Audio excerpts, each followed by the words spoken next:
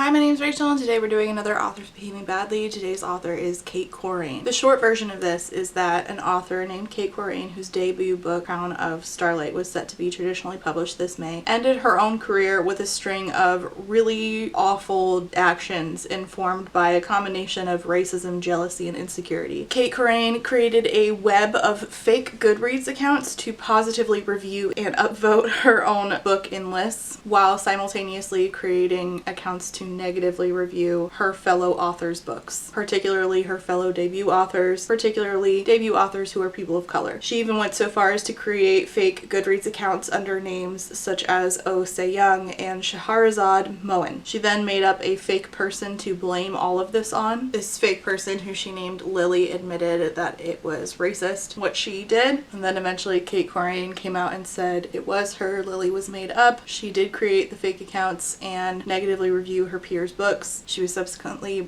dropped by her agent, her UK publisher, and her US publisher. The long version is very long. I can only imagine the time on this video is very long. I will give you that version as well if you don't know it, but I'll also note that I did read her book and do a full review on it, so I'm trying to approach this from the lens of having read her book, give a new perspective on it. Basically the same perspective as everybody else, just also I read the book. I'm glad I read the book before doing this because it helped me understand why she was insecure about the book coming out. Later I'll also discuss two things that I feel like we didn't talk so much about in this enormous conversation that we had about this. And yes, we all had this conversation. I'd be surprised if anybody watching this video doesn't know about this situation. Cait's book won't be getting translated into languages anymore, but the conversation about her sure has. It has reached many other countries. In fact, while doing research for this, I came across a bunch of tweets about this in Brazilian Portuguese. Like this one, which I could actually read. Essa historia inteira tá me agoniando tanto porque como pode uma pessoa ser tabura assim igual essa tal de Cait Corrain, which, if I am translating right, says this entire story is bothering me a lot because how can one person be so stupid as this Cait Corrain? Which, yeah, that about sums it up. This year I am visiting one of my best friends who lives in Brazil, so I've been working on learning Portuguese, and the way I've been learning is through Babbel. Babbel is one of the top language learning apps in the world, and it has lessons using real life conversations that are scientifically proven to help you learn a language in 3 weeks. The lessons are designed by real teachers, and I found that Babbel has been really helpful in helping me learn things that can be hard to learn in a new language, like verbs and sentence structure. They have a review section so that you can go back over all of your previous lessons, and I really like this because it really helps me retain better what I've learned. The review section is listening, speaking, writing, and flashcards. Also, what's nice about Babbel is that they have two different people verbalizing the words and sentences that you're learning, so you don't get used to just one accent. Babbel teaches you language in a conversational way, so it prepares you to have practical conversations about everything, travel and business and personal stuff. Actually, you can see me texting my best friend Lou in Portuguese here about creating this video. Actually, I'm gonna voice text her now that I'm doing this finally. Amiga, estoy muito cansado de Cait Corrain.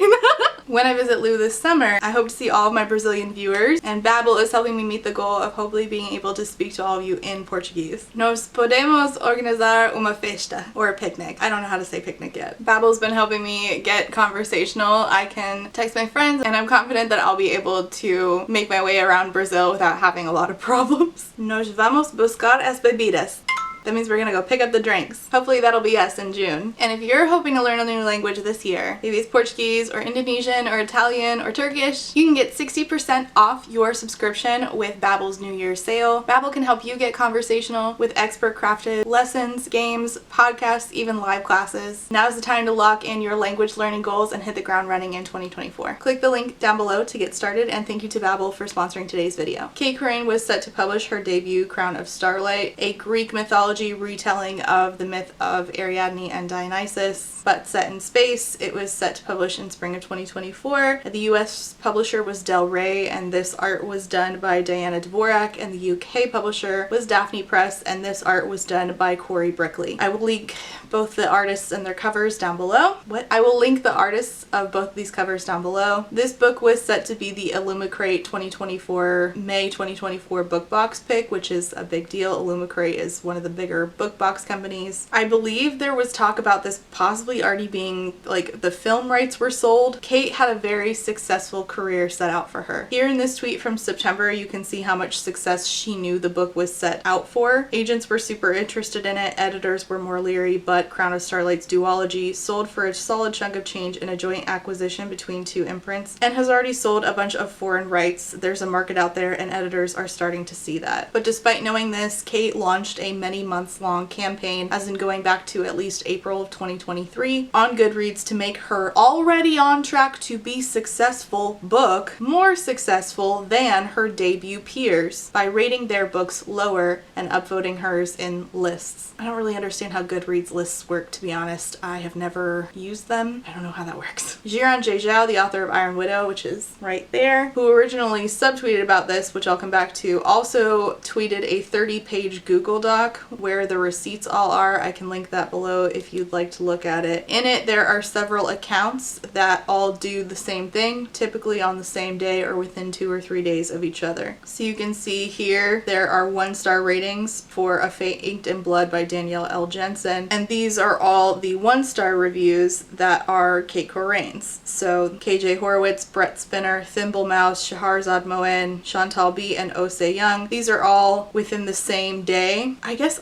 all these, I guess I should say allegedly, just in case like one wasn't, but I think that it's been proven that all of them are. But the Google Doc alleges that all of them were made by Cait. Some of them reviewed debut books before advanced reader copies were even made available for those books. The affected debut books were So Let Them Burn by Kamilah Cole, The Poisons We Drank by Bethany Baptiste, To Gaze Upon Wicked Gods by Molly X Chang, Voyage of the Damned by Frances White, Mistress of Lies by K.M. Enright, Road to Ruin by Hana Lee, and The Empire Wars by Akure Phenix. Unfortunately, debuts were not the only books targeted by Cait Corrain. She also targeted many others, including Thea Guanzon, who wrote The Hurricane Wars, who was a fellow Raylo. Cait was a Raylo fanfic writer. They also targeted R.M. Virtues, who wrote a Greek myth retelling called Drag Me Up.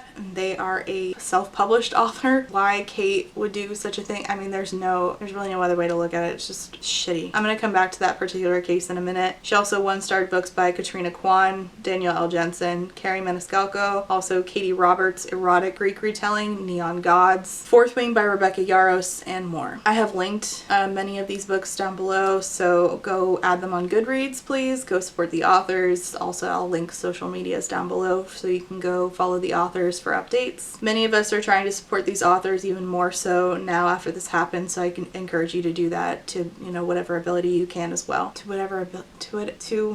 With whatever's within your ability to do so. I'm gonna move on. If you look at these, you can see some obvious patterns. So Greek retellings, anything that got really popular, debut books by POC authors, and then part of this assumedly was also just her spending time on Goodreads assigning random ratings to books, 3 stars, 5 stars, 4 stars, just to make it seem like the account was legitimate, because otherwise other readers are not going to trust it. But typically readers tend to take every review by a reviewer they don't know with a grain of salt anyways. But an active effort was definitely put in on Cait's part to make them look legitimate so that they would be trusted, but always making sure to add her own book and give it 5 stars and try to boost it by not only rating it positively, but again adding it to the same lists, which again, really don't understand how lists work. I don't know how to make one. Can anybody add a book to any existing Goodreads list? Serious question, I don't know how they work. On the same day, all these accounts would 1-star these books one after the other. So Let Them Burn, To Gaze Upon Wicked Gods, all these accounts would give these books 1 star on the same day and then give her own book 5 stars every time. Then they went around signing in and signing out of these different accounts, liking their own reviews on the accounts, again to try to make it look like these reviews are legitimate and that other people are liking these reviews. And when a review gets a certain amount of likes on a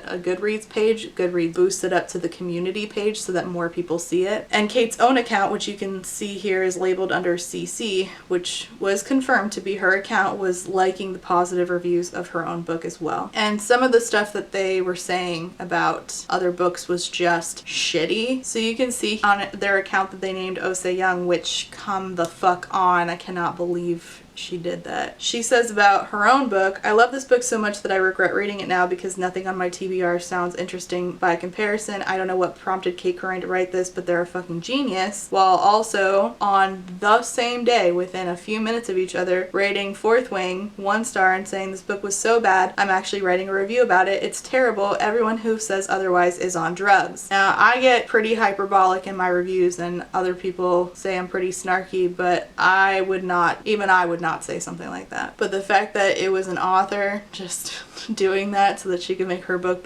look better by comparison is just outrageous. Under a different account called Sarah Dudley, she rated To Gaze Upon Wicked Gods by Molly X Chang 1 star and said, this book promises an interesting story. Unfortunately, it fails to deliver on several fronts. First, I found the writing to be repetitive and flowery at times. There was a lot of telling and not showing. In the first chapter, there's a paragraph after paragraph, blah, blah, blah. And then on this same account back in August, said about Kingdom of the Wicked by Carrie Maniscalco, this is legitimately awful and everyone who liked it should be ashamed of themselves. Now, I say things in reviews like this is legitimately awful. I don't say things like everyone who likes it should be ashamed of themselves. That's a shitty thing to say. I've done videos on like policing the language of reviewers, and people are like, you need to be nicer about the book because when you review a book meanly, the fans of the book take it personally, even if you're just talking about a book and not the fans, which is why I avoid saying things like, everyone who liked it should be ashamed of themselves, because you could just leave it at this is legitimately awful. You don't actually have to bring the fans into it. Why would you do that? She's just shitty. But really the shittiest one that I have seen in the screenshots is one that she said about not just one of her fellow debuts, but a fellow debut who she knew is also publishing with Del Rey. And Del Rey, as I said, is also publishing Cait Corrain's book. These reviews are posted on December 1st and 2nd, same day as many of the other reviews by Cait's various accounts. So it's a review under the name of Brett Spinner, and it says, I can't believe Del Rey spent $500,000 on this when they could have spent $500,000 on anything else. Sorry, not sorry. This is where you can see Cait shining through a burner account. That was personal.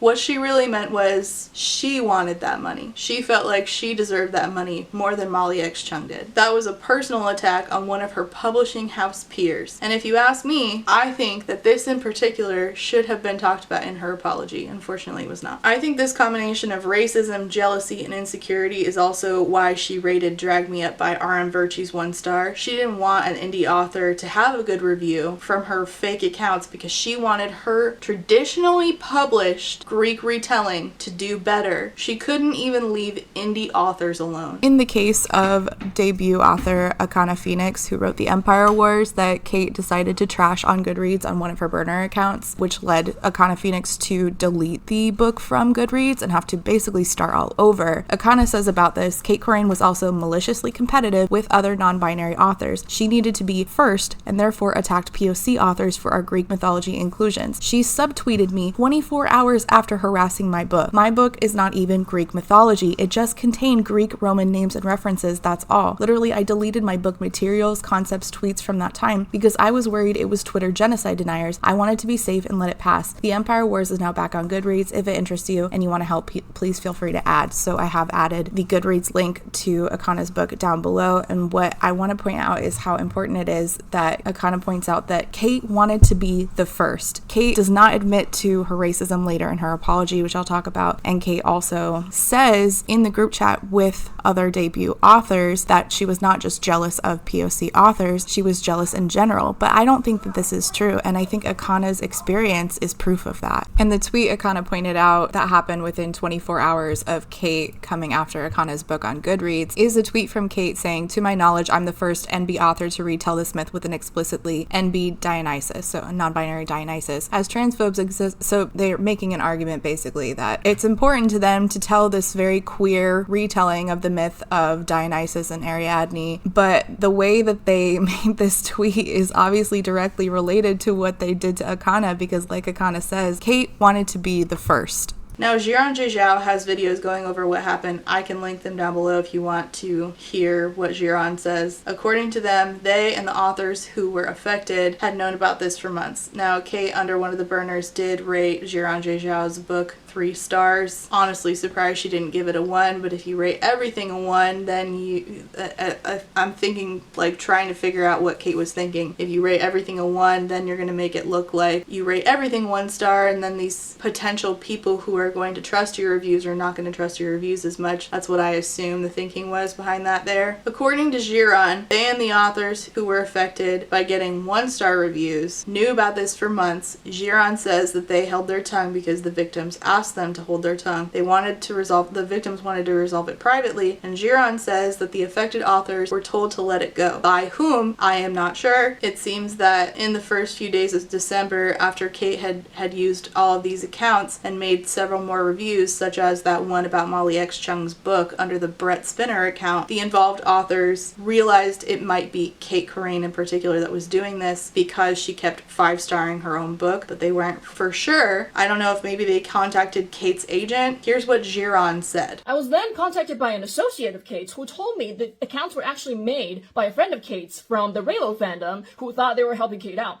And I was given screenshots of a conversation of Cait discovering this. Cait was finally alerted that people were catching on to these accounts. They went on Twitter to paint themselves as one of the to further promote their book. Straw that broke me. So the tweets in question by Cait say, nasty surprise of the day was learning that there were fake accounts messing with my Goodreads ratings recently. If you've actually read my book and want to rate and review it, that would be great, as reader interest pre-release tells my publisher that my book is worth investing in. Your book was already invested in. Your book was already invested. This is so shitty. This is so shitty. You couldn't stop. Like, you had to have more. I guess this explains why my rating was fluctuating so much. Why were you watching that? Why were you watching that? Why would you do that? I'll talk about that more later. If you like my book, please rate it and review it. If you hated it, you're also entitled to share your opinion, but making fake accounts to manipulate my book's rating is something else entirely. I'm gonna go be sad now. This is so fucking diabolical. That's insidious. It's shocking. What really gets me here is the absolute obsession with reviews coming out in this way. Of all the times for you to ask for a review, this is proof for me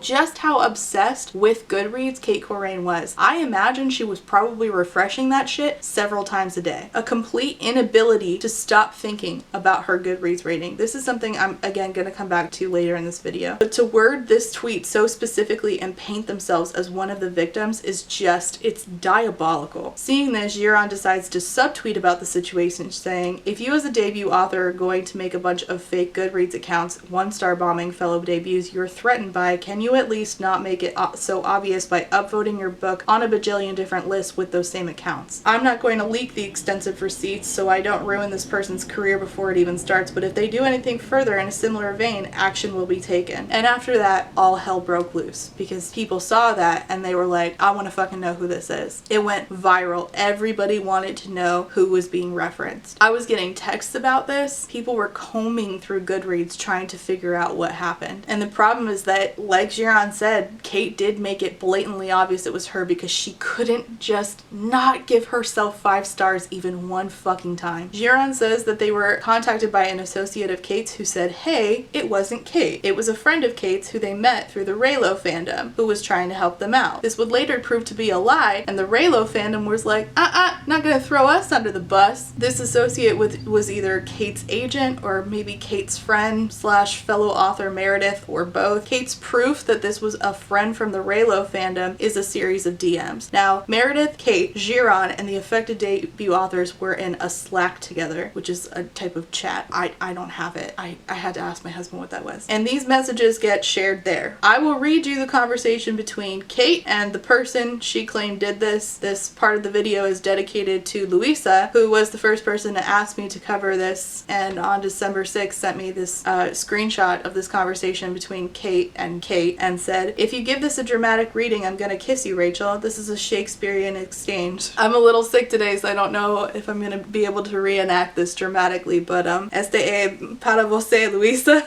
Okay, so it says Lily, who's the fake person, and it says Cait. So if yesterday's nonsense wasn't wasn't enough, today I got an email that said there were a number of ratings and reviews left on my book by illegitimate accounts, which I guess explains why my rating was fluctuating wildly up and down over the last week. Again, why were you watching that? Also, my car is in the shop and they don't know why the battery doesn't work, but they'll get back to me when we know anything, so I'm not really holding out hope. I don't know a lot about cars.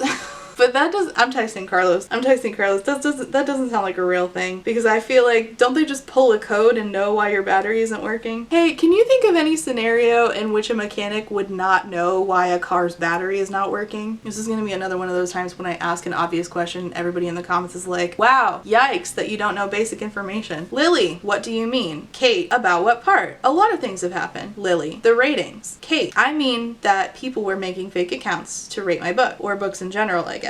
Lily, so someone was rating your book low? Cait, no, the email was fucking weird, and the email is from Goodreads and I had to zoom in to get the text. It says, we determined that several accounts that gave your book positive reviews were illegitimate and we have removed them from Goodreads. It is a violation of our review and author guidelines to artificially inflate a book's ratings. Please refrain from engaging in activity of this nature in the future to avoid being banned from Goodreads. Cait, it seems like the reviews were positive, but I didn't do anything? Lily, rating books high is against the rules? Cait, no. But making fake accounts to rate them high is. It's artificially inflating a book's reviews. That's against the rules. Lily, oh, I didn't realize you could get in trouble. Cait, what? Lily, please don't get mad. Cait, Lily, I made a couple of accounts. I think that was me. Cait, what? Why? Lily, the other night when you were worrying about your book would get overshown by bigger books at your publisher, I wanted to help. That is about Molly X Chang's book. And you know what's so funny? I'm sorry, I'm just gonna put this aside. I am about to read Molly X Chang's book and it's probably gonna appeal to me more than Cait Corrain's book did. But like, other people would feel the opposite. Every book has an audience. Almost every book has an audience. And it's okay if some audiences are just bigger, especially when you're doing genre-bending shit. Why is it not enough? Oh my god. Like, she doesn't even care about like reviewers like who would prefer a book like Molly X Chang's. It's got assassins and death magic. Of course I prefer that. That's my shit. Why couldn't she just let people have their shit? Oh my god. Lily, so I made a couple of accounts to rate your book high. I'm sorry, I really didn't think it would be a problem. Cait, what the fuck? Why? I don't need fake reviews to help me, Jesus Christ.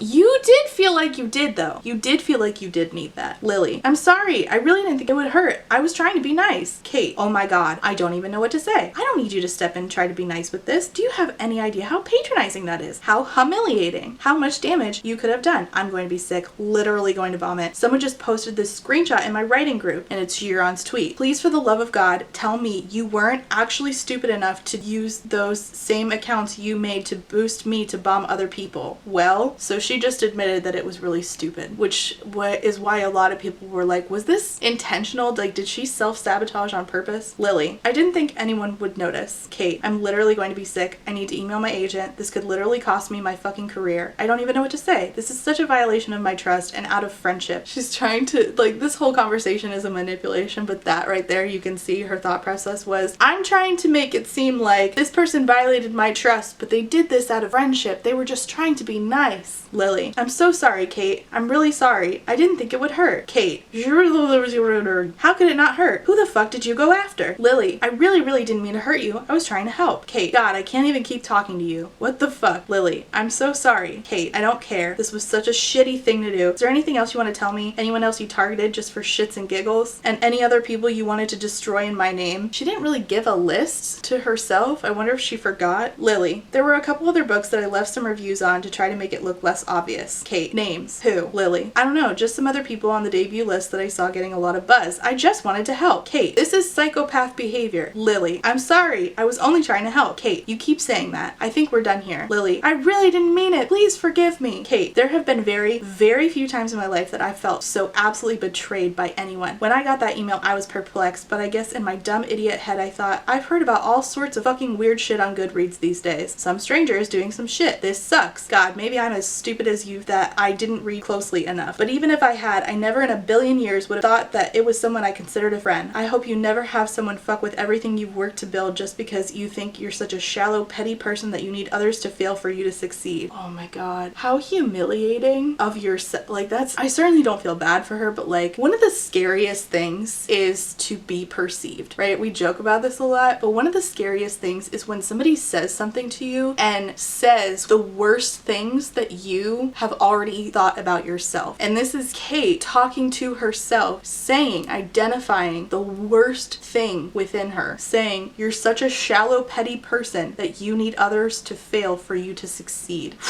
Yikes. You have hurt me. You have humiliated me so badly that I want to fucking kill myself. This was the absolute last thing I needed. How could you do this to me? Lily, I'm so sorry. I'm so SOS so sorry. Cait, fuck off, rot in hell, don't ever speak to me again. Then Lily comes back, which is to say that Cait comes back and decides that she's going to turn this into a Lily is now the villain. Lily, actually no, I'm not sorry. I was just trying to help. Yeah, I messed up, but I was trying to be a good friend. And if it is, maybe you should try being nicer. If your career is so fragile that something like this could break, then maybe I should keep going. And it's a picture of Goodreads. So she's saying like, I'm gonna make another account and do it to you again. You're just insecure and pathetic and your book is terrible. Again, this is her talking to herself. I was trying to help you because I felt bad for you. You're gonna regret this. And then she shows a picture that Cait herself, I think, blotted out because apparently Corrain is not her real last name, and she's pretending that Lily said she's gonna make a new Google account or made a new Google account with Cait's real last name. And it says, LOL, your move. And then Lily comes back with, well, I just remembered something important. A lot of my bad reviews were for POC authors. When the call out post eventually comes for you, they'll call you a racist too. You're welcome, bitch. Again, admitting to herself that she was being racist. Within the Google Doc, it says, note, in the version of the screenshots Cait sent to the 2024 debut Slack group, the part about a lot of my bad reviews were for POC authors above was cropped out. This is significant because Cait has since confessed that this whole conversation was fake. Therefore, they were also aware that their actions were racist. So let's go through now what happened in the Slack account because that's important. The 2024 debut Slack account, Bethany Baptiste, one of the affected debut authors, has compiled this all in a thread, which I will have linked down below. She lays it all out. 10:04 p.m. on December 5th, Giron tweeted about a review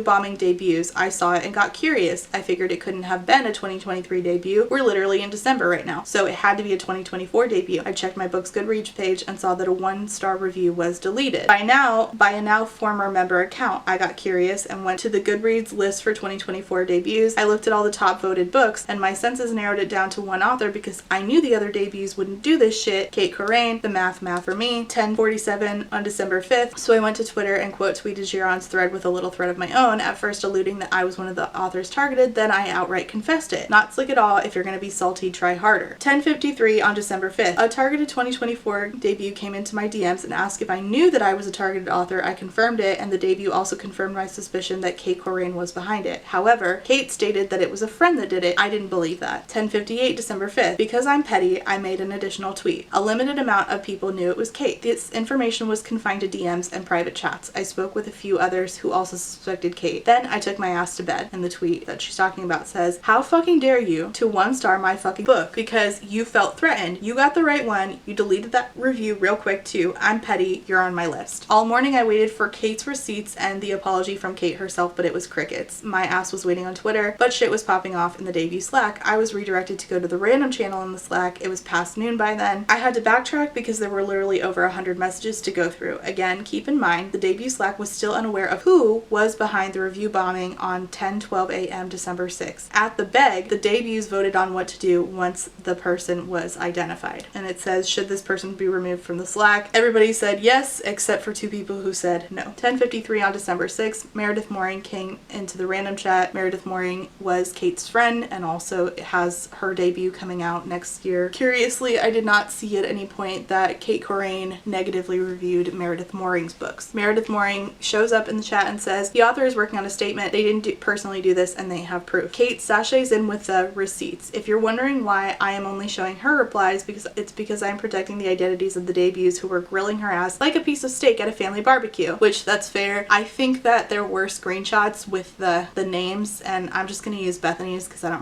want to do that. I don't want to like put other people's names up here. I think they've been through enough. Cait shares screenshots from her to Meredith. I did not review bomb anyone. I did not positively review my own book with false accounts. Hi, I'm the author in question. I'd like to begin by saying that my agent and editors are all aware of what's happening right now, and I'm trying to prioritize reaching out to the people who were affected directly, but I'm dropping in here to share screenshots to provide context for what happened yesterday. Please do me the courtesy of giving me a couple minutes to address this and being pulled in 12 directions at once. The first two screenshots are from my conversation with my other writing group that Meredith Mooring is part of. She can attest this. The next screenshots are of the conversation I had with her. You're all entitled to your opinions, to believe me or to think I'm lying, but I will say that my agent and I, through them, spoke with Giron last night about this and shared the following screenshots as well. There is one more screenshot coming in the next post. Bethany says, then she shares the screenshots with Lily, a Raylo friend. A lot of you are probably very familiar with them, but the screenshots were shared out of order. This is the correct order. Now, this is the screenshot that was in the writing group from Cait to the writing group, not the Slack. No, I know, I'm fully aware of this and have been dealing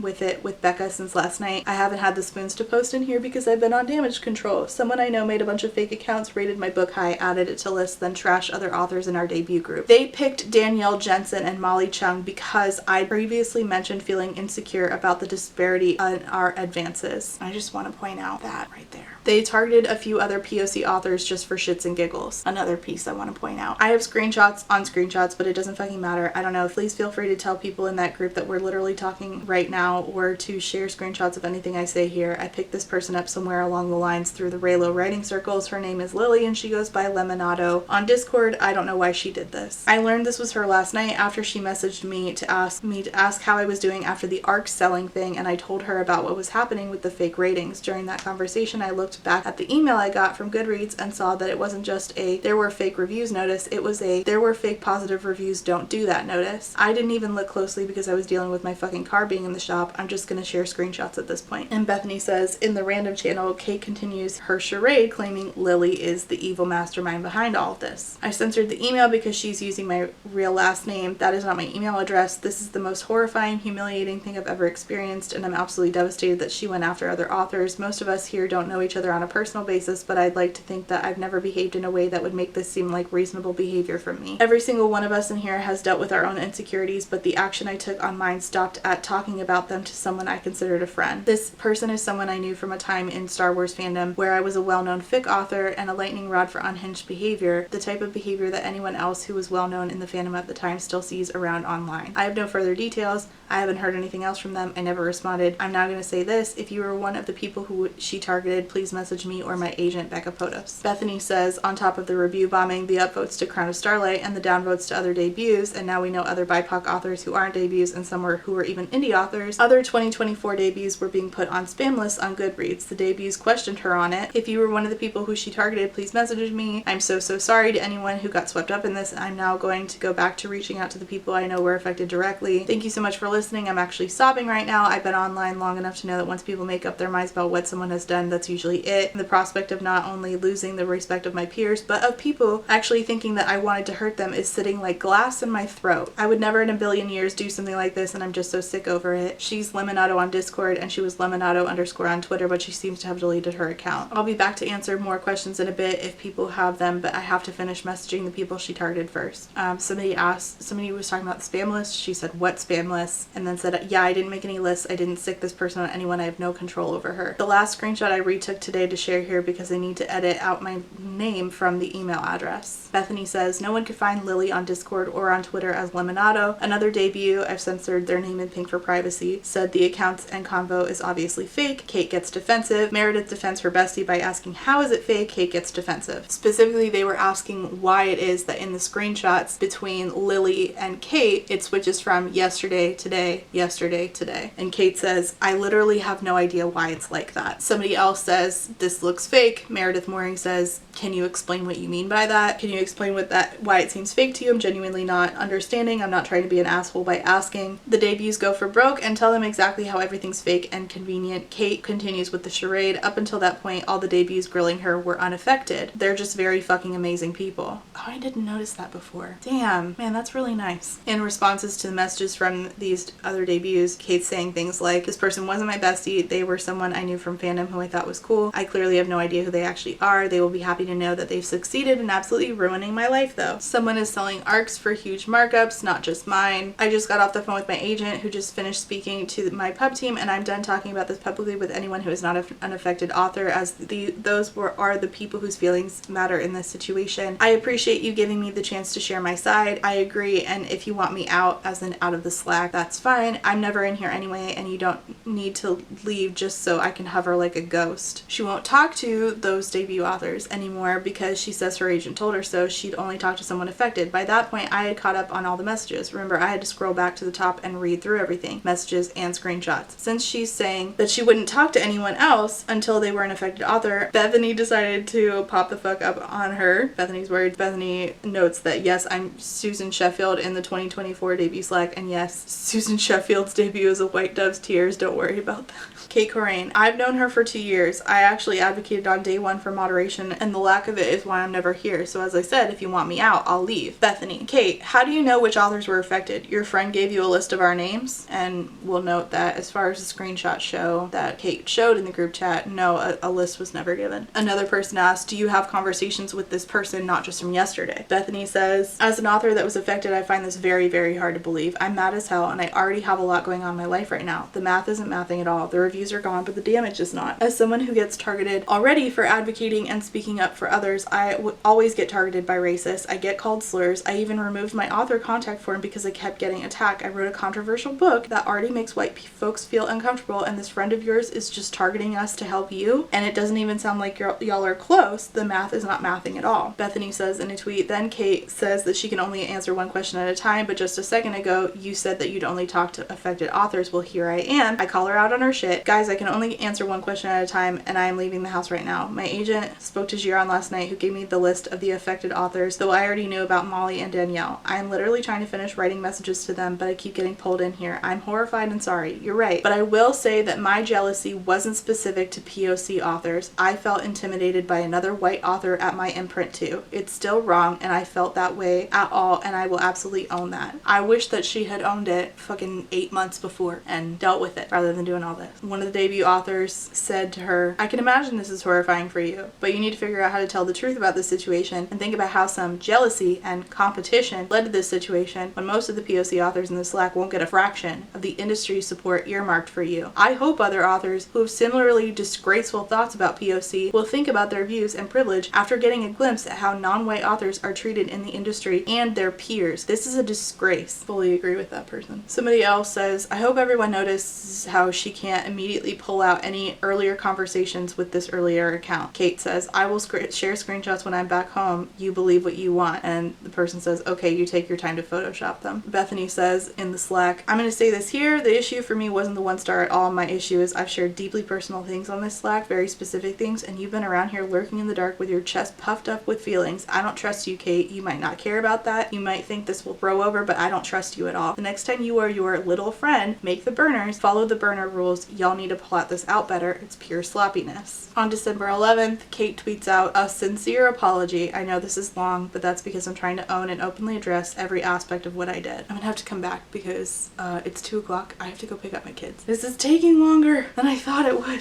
Okay, I'm back. A sincere apology. I know this is long, but that's because I'm trying to own and openly address every aspect of what I did. And it says, Dear friends, family, readers, fellow authors, and members of the publishing community. Since June 2022, I've been fighting a losing battle against depression, alcoholism, and substance abuse, the full scope of which I've hidden from everyone in my life out of shame and a misguided belief that with the right medicine or enough therapy, I could beat it. In late November 2023, I started a new medication, and on December 2nd, 2023, I suffered a complete psychological breakdown. During this time, I created roughly 6 profiles on Goodreads, and along with 2 profiles I made during a similar but shorter breakdown in 2022, I boosted the rating of my book, bombed the ratings of several fellow debut authors, and left reviews that ranged from kind of mean to downright abusive. Here, I'd like to point out that I am appreciative that Cait does point out that the reviews are downright abusive, because they were rooted in not actually reviewing the book. They were reviewing and personally attacking the author who they were jealous of. However, I don't think that anybody who, and I say this because of the responses from the people who were affected by what Cait did, I don't think that the way that Cait started her apology was appropriate. Many people in general feel like it was an attempt to divert divert the attention from her doing this knowingly to, well, I did it, but I was dealing with substance abuse at the time. Two of those authors, Molly X Chang and Danielle Jensen, are fellow Del Rey authors. Kamilah Cole and Bethany Baptiste just happened to be on the wrong Goodreads list at the wrong time. I know Bethany Baptiste did not appreciate this, and personally,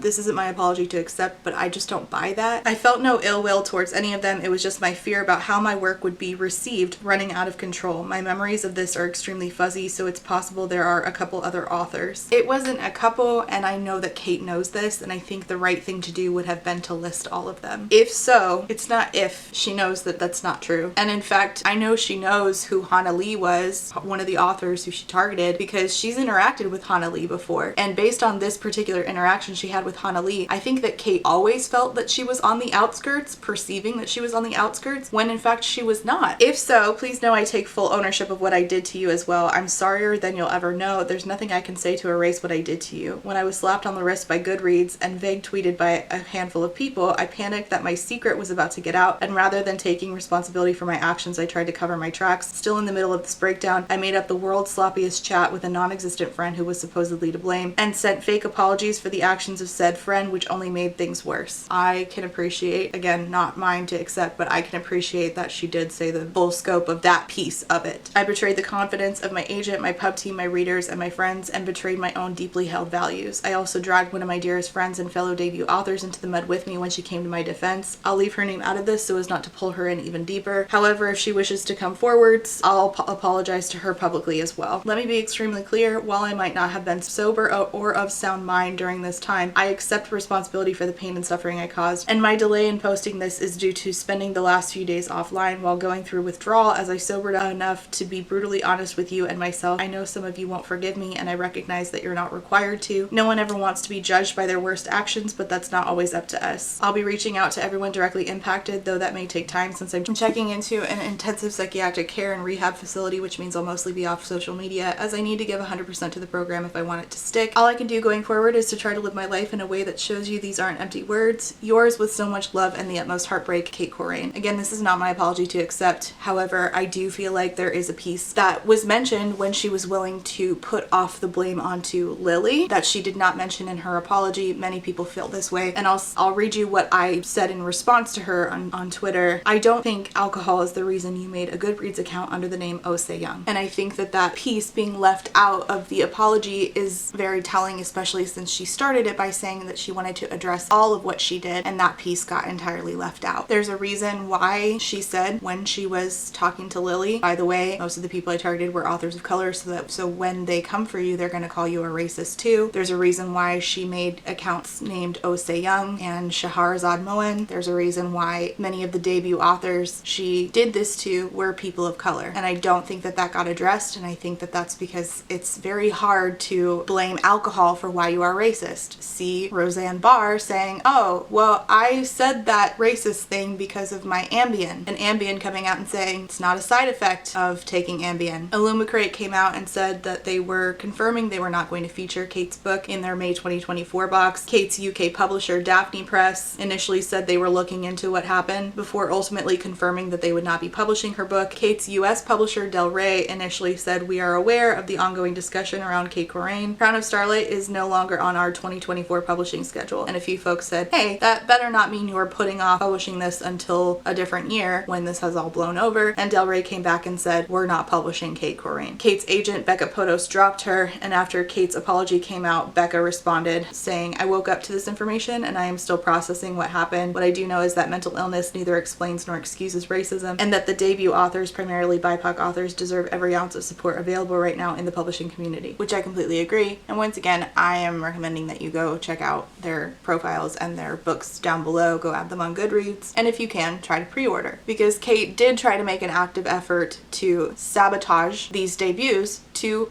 uplift her own. So now is a really good time as a community to try to offset any such sabotage. Becca Potos also said, I also need to acknowledge that my public silence as I tried to make sense of things behind the scenes exacerbated the uncertainty and thus the pain of the victims, and that was short-sighted and privileged on my part. I sincerely apologize. Please support them and their stories. That is what happened. I want to also mention that the Raylo fandom came out and said, by the way that this fake Discord conversation is going, it sounds an awful lot like the way that Cait rights. Because the Raylo fandom was basically like, you're not going to blame one of our own on something that you clearly did. More people from the Raylo and the Star Wars fandom in general came out and said that, by the way, Cait Corrain is tied to old money, which basically means that her family is very rich going back generations. Some were saying that she had asked Twitter, her following and the Star Wars community, for money, saying that it was a family emergency when it was that her horse was sick. And then there was stuff that it was kind of hard to make heads or tails of it. Some people were saying, oh, she did falconry, and then other people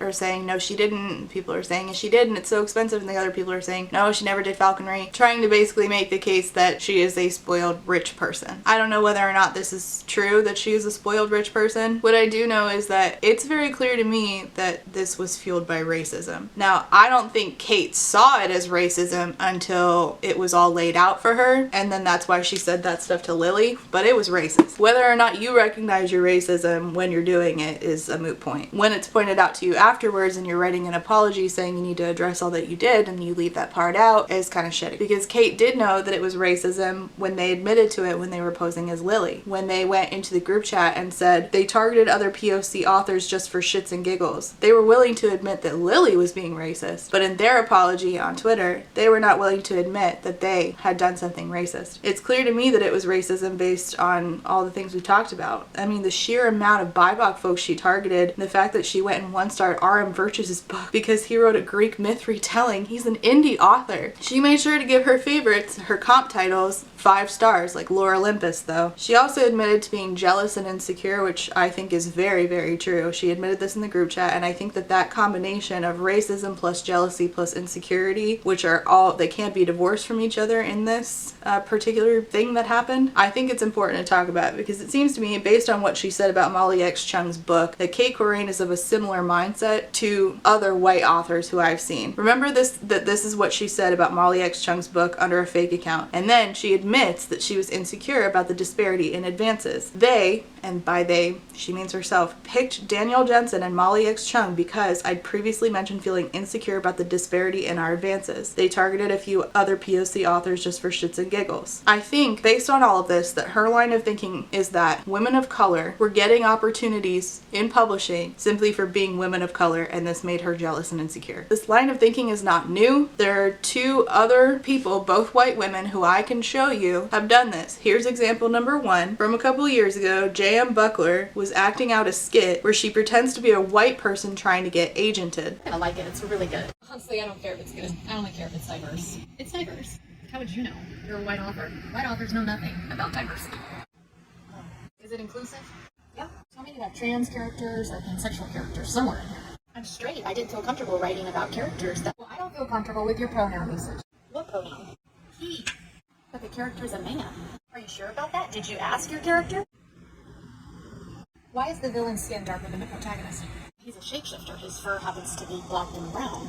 Sorry, I can't publish a racist book. Now, the second example is more recent. It's from, I think, back in summer. And it's this woman saying that 9 times out of 10, agents are rejecting people for being white. I remember looking at an agent and then telling me that they only represent people who aren't white. She might have cared about the narrative and the marketability of the book, but all of that was overshadowed by the fact that she wanted someone that wasn't white. You say, Lauren, that's just one agent. There's hundreds, if not thousands of them out there. Guarantee you 9 times out of 10, the agent will have written somewhere that they will give preference to people who aren't white. This is obviously an untrue statement, but she believed it. Again, though, it's not true. Publishing is predominantly white, has been predominantly white. This is part of a phenomenon. This line of thinking is part of a phenomenon called white panic. And this is when white people feel that we are losing our numerical advantage and therefore our power and our privilege. So another example that you may recall, at least in the United States, of this is a lot of white people complaining about affirmative action. So people of color getting even a fraction of the opportunities that have historically been given to white people. Many of my fellow white folks start seeing this and erroneously start believing that it's some huge shift, and that huge shift is negatively impacting them and not giving them the opportunities that they feel like they deserve or are entitled to. There's a really good New York Times article about white panic by Charles M. Blow that I will link below. Particularly, this one's more about like the the election of Donald Trump in 2016 and how white panic really came out there in a very observable way. But it's a good article if you're trying to learn more about this. Just because more people of color are getting more opportunities in this conversation, meaning in publishing, doesn't mean that white people are losing opportunities for being white. It's not an either or, it's a both and. Publishing is still predominantly white. You are more likely to be published if you are white. And Cait was being published. Cait had translation deals and a Illumicrate box, and it wasn't enough because I think she saw women of color starting to get better deals than her, and she saw that as a threat. I don't buy the whole Danielle Jensen thing because Danielle Jensen has been in publishing for a while. Of course she got a huge advance. I think in particular, this review of Molly X Chang's book is telling us that Cait was very particularly feeling like because she was not white, she was not getting the best opportunity that she could, because she did not say this about Danielle Jensen's book. Danielle Jensen, again, has been in publishing. She has The Bridge Kingdom, yes, from a couple years ago, but then before that she had a trilogy or a quartet, I think, that might be still ongoing. Danielle Jensen is an established author. Molly X Chang is a debut, same as Cait. Well, same as Cait was going to be. What Cait had was not enough, and to not celebrate these wins of others, especially while you yourself have so many wins on your own, especially for it being a debut author, to not celebrate these wins of your publishing peers is so fucking awful. But to join the leagues of people like J.M. Buckler and this white woman who believe that your whiteness is somehow now a disadvantage in publishing, and to become so stuck in that line of thinking that you try to sabotage the careers of your debut peers who are people of color, is beyond unacceptable. To try to sabotage the career of a self-published author just for writing a Greek retelling, it's very telling for me. This is a really good example of how you can be a femme-presenting person or a queer person, so people who deal with being treated like shit under patriarchy, but still engage in and uphold white cis heteropatriarchy and white supremacy. And I think that on some level she knows that, so the fact that this did not come up in her apology is disappointing at best. My friend Neek said this in response to Cait and the apology. Let's talk about how Cait couldn't be happy having everything going for her via her publishing house and third-party marketing companies without punching down on authors of color with significantly less resources and societal safety than her. Let's start there. So Cait Corrain, to me, I think, has similar lines of thinking to J.M. Buckler and this other lady who's trying to get published, but I think that she's also gotten caught up in another thing that many authors have gotten caught up in, and that is an absolute obsession with reviews of their own books. This series I do here, Authors Behaving Badly, features a lot of people now. What's it, like 40 videos? I've been doing this for nearly 2 years, and a solid percentage of them end up getting videos because they couldn't stop obsessively watching the Goodreads pages of their books. And if they're not in Authors Behaving Badly, they end up in a different series I do, Did This Deserve 1 Star, where I review their book because it got 1-star bombed. And one reason why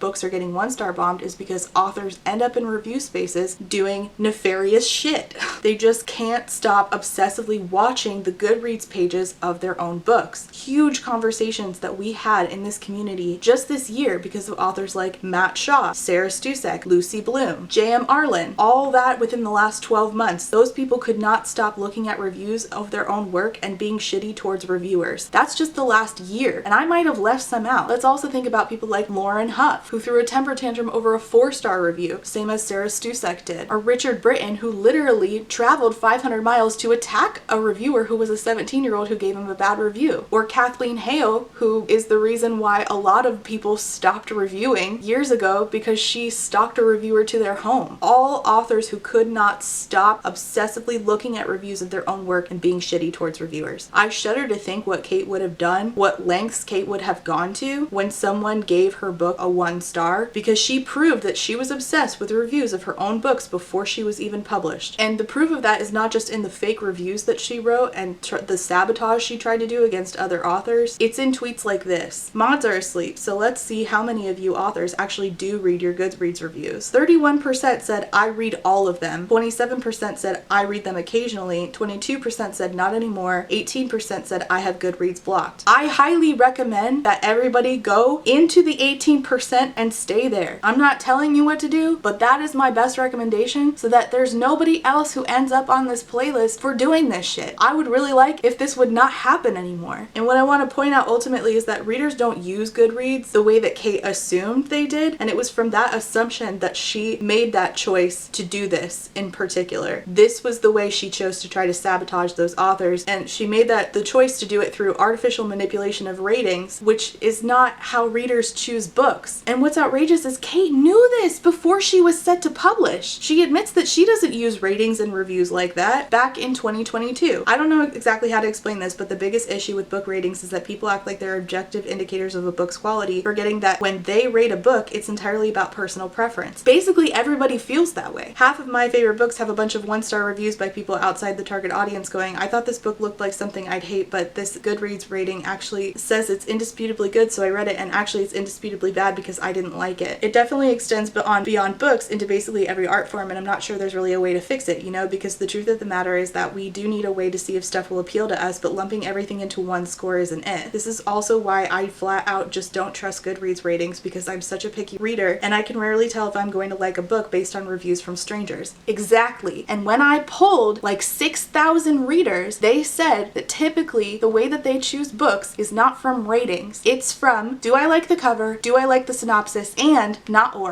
did anybody who I trust the reviews of review this book? That is how most of us feel. No one uses star ratings alone to pick their next book. And most of us take reviews from strangers with a heavy grain of salt, but we also typically find reviewers that we trust. I've done a video on this before. Again, I polled thousands of readers. I can link it down below if you want to hear more in-depth thoughts about that particular subject. But basically, to summarize, some random person named Brett, like she created, saying, I can't believe Del Rey spent $500,000 on this, is not a review I'm going to take into account. It's not a review that most readers are going to take into account. It's not a review that even Cait herself would have taken into account, as she admitted in this other tweet, when we're choosing whether or not we're interested in a book. But Cait, knowing this, still became obsessed with this incorrect assumption of how readers use reviews to inform their purchasing decisions. You can see it in tweets like, hey guys, what is happening here? Back in November, a month before all of this took place. Not even a month, like 3 weeks before all of this took place. And it's her looking at the stats on Goodreads for Crown of Starlight. Back in February of 2023, almost a year ago, saying 626 people have added Crown of Starlight on Goodreads. 626 real human people want to read my book. That's gotta be a fake number. What the fuck? Constantly monitoring how many people have added the book on Goodreads, including mentioning this back in April, the same month that there was activity of the other accounts, the fake accounts that she was using to upvote her book and negatively review other books. You can see patterns of behavior, and since, like I mentioned, she's not the first author to become obsessed with reviews, I knew I would find tweets like these and the others I'm about to show you before I even went looking for them. You see, Cait makes the same arguments that I've seen other authors like her make. They do two things simultaneously, these people who are obsessed with their own reviews, the reviews of their own book, to a point where it's a problem, because some people, I know that some people read their Goodreads reviews and it's not an issue. I know that. But there is a very particular kind of author, and they typically end up on Authors Behaving Badly. People like Cait Corrain, people like Lucy Bloom. These are authors that I tend to avoid reading from if I see them doing this before they get in trouble, because I know that they're going to be the next Lauren Huff, the next Sarah Stusek, the next Cait Corrain. The first thing they do, I've already shown you. They talk repeatedly about their Goodreads reviews, their Goodreads stats, their Goodreads, how many people have added my book, and at first they do this positively. The next thing they do is they complain about reviewer spaces. But they can't just complain about reviewer spaces, because that would make them look like an asshole. So they tack on this tu quoque logical fallacy and pretend that reviewers are doing to them what they are trying to do to reviewers. See, most reviewers have the rule to not tag authors in reviews. Most of us know not to do that. You should not be doing that. If you see another reviewer doing it, gently tell them it's not a good idea. It's not like reviewers never do wrong shit. I don't think giving a book 1 star for getting denied an ARC was particularly cool of what this one person recently. Reviewers fuck up too, sure. But typically the authors who go on my nope list for complaining about reviewers are doing it in bad faith, because what they're really trying to do is police reviewers because they're insecure about their own work. And you can typically tell who is who. You can can see Cait being obsessed with her book's Goodreads page, trying to get other authors to admit they're just as obsessed by saying, hee hee, who's looking at their Goodreads reviews? I'm trying to assuage my own guilt by knowing that other people are doing this too. But you can also see her do the other thing that I mentioned that is a red flag for me. Hot take, but I feel like if authors are supposed to stay out of review spaces when it comes to interacting with negative reviews, readers should stay out of author spaces when it comes to being assholes about them doing literally anything other than being a content machine. Because the thing is, readers frequently drag authors into their spaces by tagging or adding them. So imagine getting that day in and day out, even when you're doing your best to avoid it, and you can't react because if you do, now you're the villain. And what's really egregious is that you're also seeing it in the wild in places that aren't dedicated reader platforms and spaces. Honestly, these days it seems like a lot of quote readers unquote are in it less for the books and more for the thrill of being shitty to authors, and that sucks. Pot, meat, kettle. And ironically, you can see her also obsessively watching, waiting for a 1 or 2 star review of Fourth Wing, a book that she herself 1-starred on her burner account and made fun of the readership of. Guess there wasn't enough 1 stars, so by God, Cait made it happen. And then despite her being elbows deep in messing with other people's Goodreads scores, she says things like this. Shout out to my hater on Goodreads who gave Crown of Starlight 2 stars despite not having read the book. Sorry it wasn't bad enough to merit a 1-star review, bestie. I'll write a worse book next time. And this. Y'all, I love when people send me nice reviews for my book, but please don't send me negative reviews. Even if it's well-intentioned and you just want me to know that someone said something mean, what am I supposed to do about it? Throw a fit on social media and torpedo my career? Literally less than a year earlier, you were throwing a fit about somebody giving you a 2-star rating. Just report it to Goodreads. First of all, I don't think you should be watching your account, but if you are, don't tweet about it. Report it to Goodreads. This is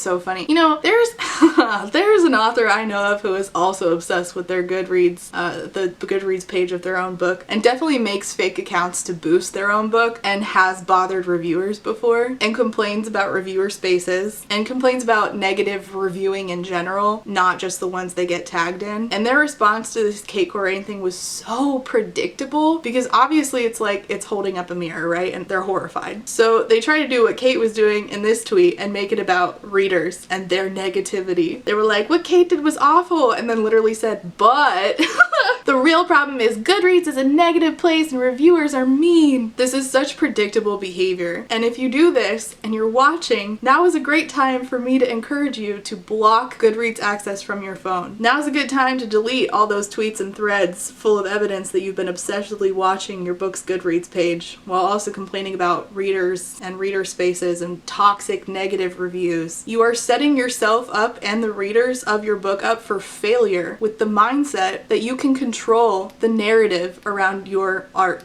Art inspires conversation, and you don't get to control those conversations. And you don't get to control the Goodreads page, you don't get to control the number, and you don't get to control readers. I've noticed self-published authors doing this a lot, especially with their advanced reader copies, which I'm going to talk about in a different video. But it's a problem in TradPub as well. And unfortunately, publishers and agents are exacerbating this problem. Y'all are constantly on me to talk about the publishers and not just the authors. Here you go. I'm ready. Let's talk about how publishing is so shitty and exacerbates this problem of authors being overly involved in their reviews, and I can prove it's happening, and I can prove that they're wrong about this being an effective tool in getting more readership. I'm going to show you a post from an author. I'm not going to say who it is, and I'm going to block it out even though this was a public post. I just feel like in this particular case, I think it was not only unfair to the readers, this in particular was kind of unfair to the author. And even though I don't think that the author should be watching their Goodreads rating, their agent put them in a really shitty position, and I feel bad. So their book is being republished traditionally. It previously was not TradPub, and here's them admitting that their agent told them they need more positive reviews on Goodreads, and them telling their audience this and then asking for them to make positive reviews and talking about why they need them. So it's a post and it says, the agent's suggestion to boost Goodreads. You can even say, for super secret exciting reasons, if you read and loved blank, a great Goodreads rating is always appreciated, or something like that. The author of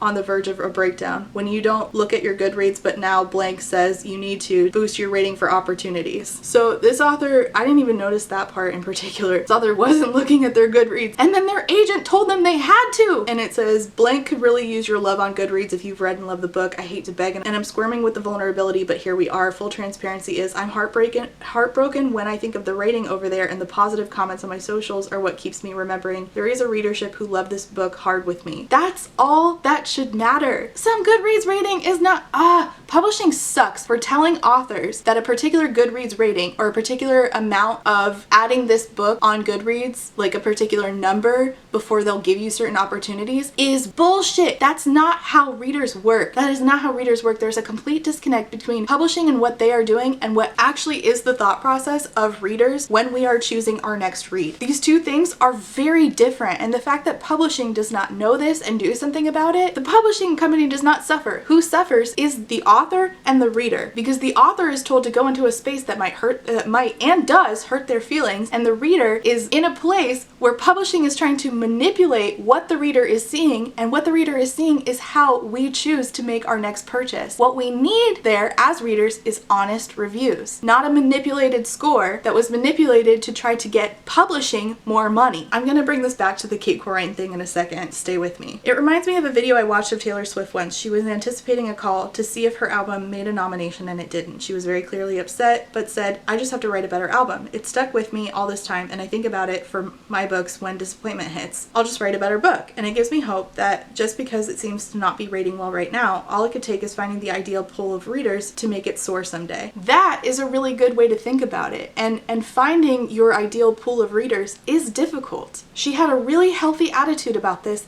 and then publishing and her agent fucked her over. I've been told my writing in this is confusing, strange, slow, different, and it's hard to hear that and not want to try to fix yourself. I'm so open to learning and change, but what I've also come to accept is some things are just me. My style for this book, it's not going to appeal to all, but it doesn't mean my writing is bad. This is a really good point. I say things are bad. Whenever I say anything, most of the time, it's subjective. I do think things are bad. My next door neighbor might think it's great. I love guacamole. My brother hates it. Which one of us is right? Both. I think it's great. He thinks it's bad. Which one is right? Both. It's subjective. And so you want to sell your guacamole to the people who like it, not the people who don't. And she knew that, and she had that mindset. And while this book has many beloved tropes like true villain gets the girl, a dark and flirty male main character, star-crossed angst, it's also pretty mysterious in its telling, descriptive with prose, and slow burn in its romance. Goodreads has not usually mattered to me before, but now it's becoming very clear how important it is to move up in this career. It should not be. They should not be lying to her about this. I cannot believe that they did this to her. I've been down about this a lot before, but kept moving forward because there is little I can do about that space, but for this book to keep growing, I have to accept it really matters now. No, that's not how it works. You have to find your right reader pool, just like you thought before. Don't let your publisher and your agent lie to you. I'm so grateful to everyone who has left their reviews there, and I hope this post isn't taken in any wrong way. All reviews matter and are valid, and negatives can help too. This isn't to say don't negatively review or low star, just a small bit of open honesty on how much it all affects authors' careers, and that I'm just even realizing myself. With this author, I am heartbroken for her, especially when she says that she is open to taking feedback and working hard. She said that, but her publisher and her agent is instead asking her to cultivate a particular Goodreads score, which is one, the less good option and not helping to make a better book that would appeal to more readers, which is an organic way to grow the score. You write a better book, more people read it, more people like it, the Goodreads score grows. But number two, this is not actually in line, I'm gonna say it again, with how readers are making purchasing decisions about books. How did publishers cultivate an environment where authors are told to create a Goodreads score instead of a good product, which is what consumers actually want? When polled, readers say the way they buy books, again, is do I like the cover? Do I like the synopsis? And again, this is important, does a reader that I already trust vouch for this book in some way? And that author nailed it. She said even a 1 star from the right reviewer is good, because I might like something that you don't like, and you might like something that I don't like. My 1 star might be your 5 star. We are not looking at a score and then immediately picking up a book. We are not looking at Brett Spinner's cheap shots and then choosing not to read a book. We want to know if it's worth our time, and for that you need trustworthy reviewers, and trust is built. Trust is earned. Fake scores is not a trust building thing that leads to more purchasing. I don't just trust 5-star reviews. I don't go to the 5-star section and then choose a book. I'm going to the 1 stars, I'm going to the 3 stars, I'm going to the 2. I typically avoid the 4s, and I see if any of my friends gave it 5. Each reader has a process by which they pick a book, and typically it does not look like, oh, this has a 4.25, I'm picking that book up. Why are publishers setting up their authors to watch Goodreads pages like fucking home monitors? Don't let your publisher lie to you. Stop watching the review pages of your book. Don't shoot yourself in the foot and make yourself sad. I want to clarify, going back over this, that I am not comparing this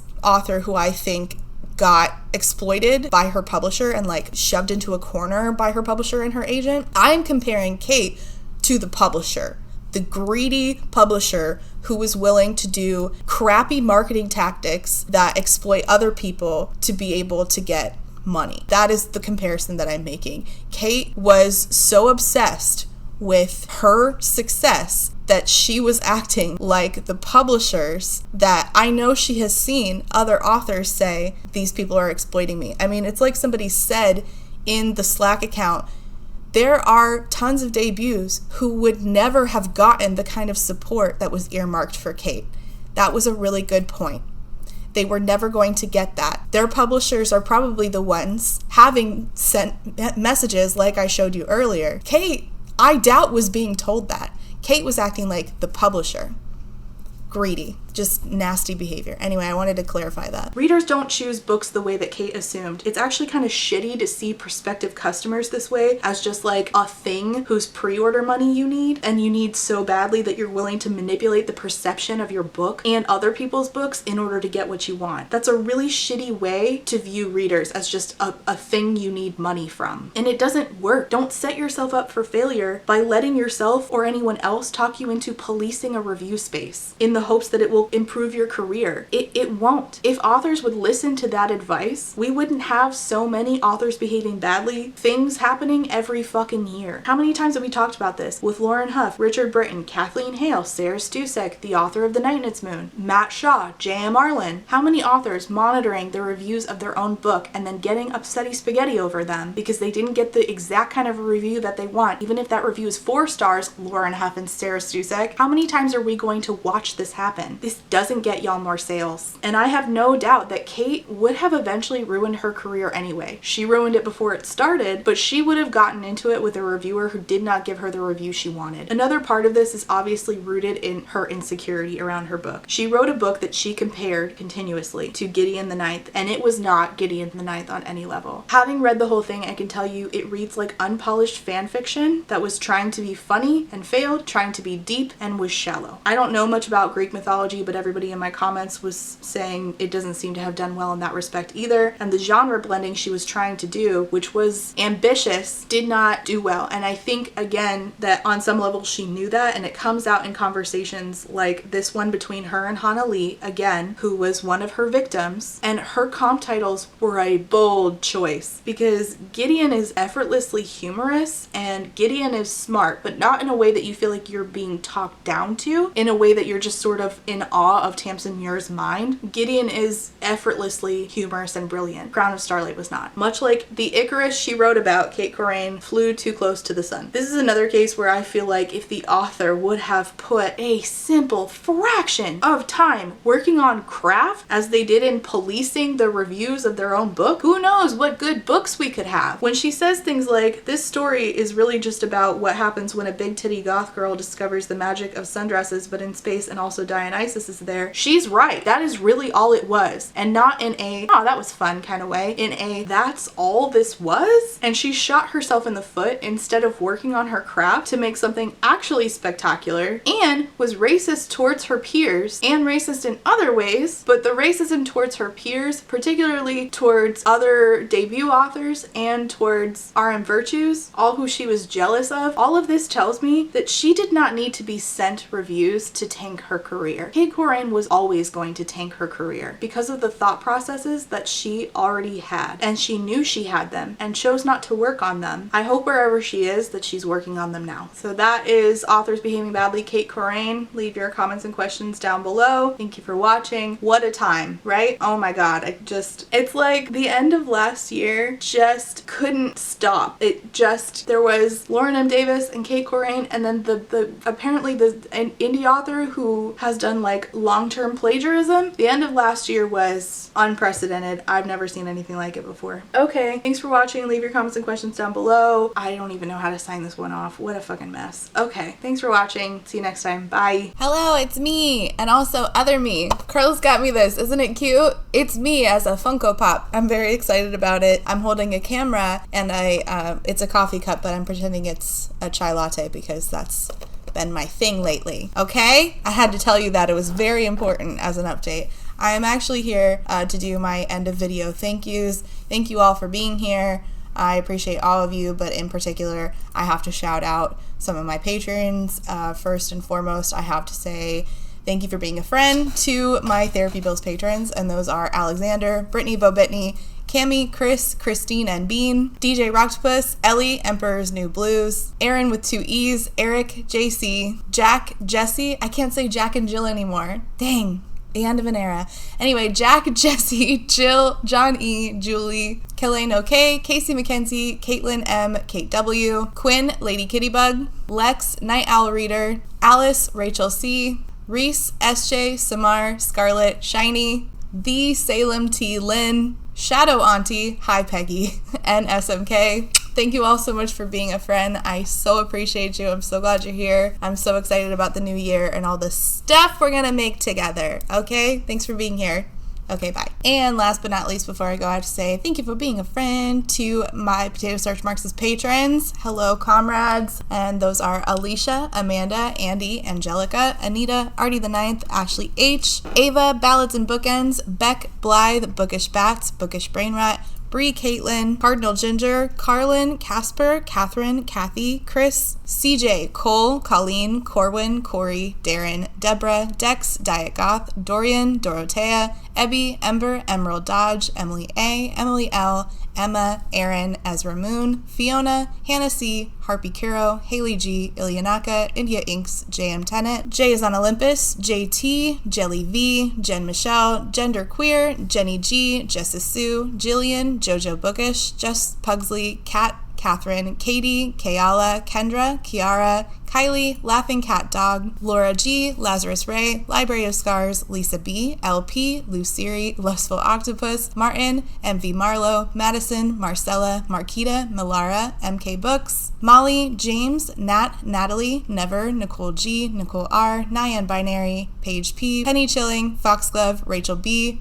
Reba, Rebecca, Rivy, Rosie Thorns, Rowan, Sequoia, Sadie, Samantha M, Sarah C, Sarah H, Sarah the Bear, Sarah Z, Shamed, Shannon, Sheen Onion, Sean, Talia, 3 Old Dogs, Tina, Toast, Trash Can Teddy, Cait Phenix, and Writer A. Thank you all so much for being a friend.